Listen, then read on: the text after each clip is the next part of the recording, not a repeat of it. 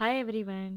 Dallas అంటే always ఫుడ్డే కాదు. చాలా ఆప్షన్స్ ఉంటాయి బయట తిరగడానికి కూడా.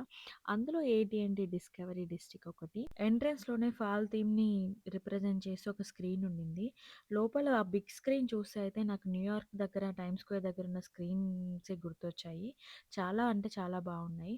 ఈరోజు వెదర్ కూడా 75 డిగ్రీస్ ఉండింది. సో, చాలా కూల్ సమ్మర్‌లా వైబ్ అనిపించింది. అండ్ దానికి అపోజిట్‌గానే the exchange and food courts కూడా ఉన్నాయి చాలా.